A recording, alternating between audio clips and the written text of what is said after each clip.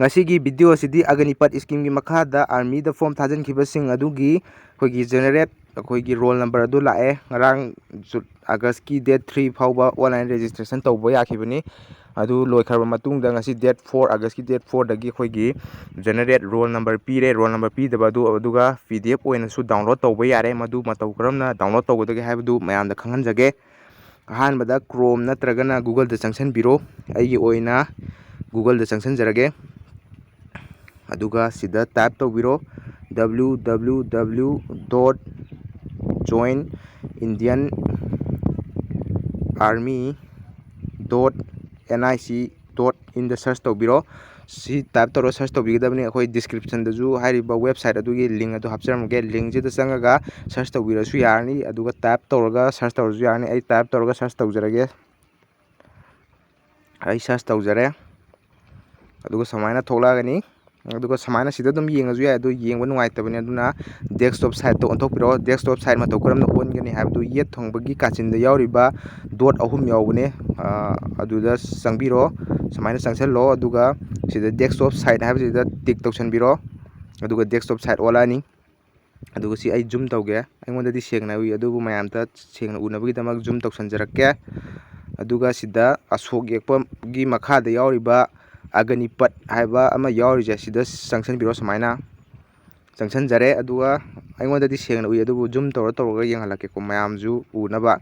hoigi sida changbiro aduga sida apply online haibsida changbiro aduga sida registration haiba amaga apply online haiba amaga leirise sida apply online je changsanbiro aduga sida nangi username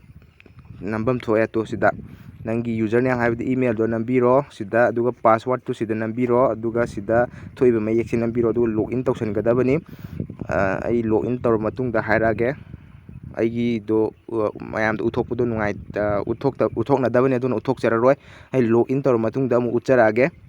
sida namgudabdu khangjan bihoro username haibsidana nangi email do nambiro password haibsidana nangi password ama hairamgani adu do namjanbiro aduga sida sida uriba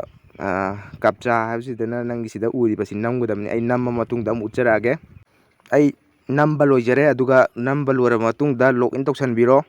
samaina login tawsanbiro sida kindly update and verify your Aadhaar number haire masi akoigi Aadhaar number ga date of birth Aadhaar number Aadhaar da yawba date of birth ka laidi school certificate ki date of birth ka chana dabadagi Aadhaar semtokhibadagi akoigi Aadhaar number na thajandabi akoigi enrollment number na thajankhiba kanggu oiduine simain thoraije kaisu si thokpagi kaisu kona mu Aadhaar number do update tawbiyo aduga Aadhaar number na update tawgiba kanggu di samaina thoraroi okay tawsanbiro aduga samaina thorani aduga sida history of application zoom tawrake ko sida history of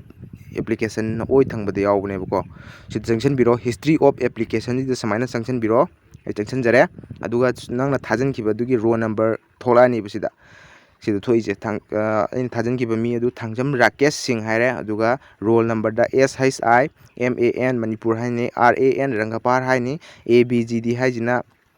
Agnibar general duty haine aduga Agnibar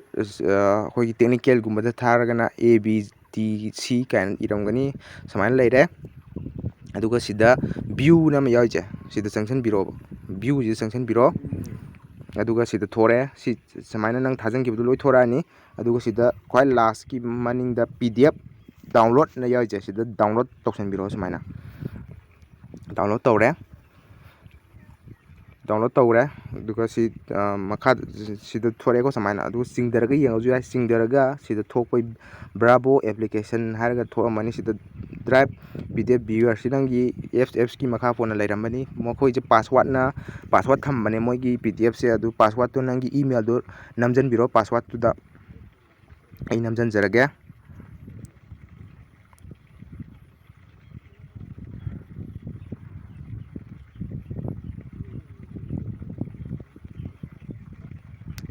email do namjale password se email do na oiduni ko duga open tawbiro samaina tholani si je print out lor su yare aduga print out lor da binangi phone dum save tawsalaga su yare ngasi gidi mata asida video si losenjare channel asida anobo changbirak poragadi subscribe tawsanbiyo haina ningsingjari thank you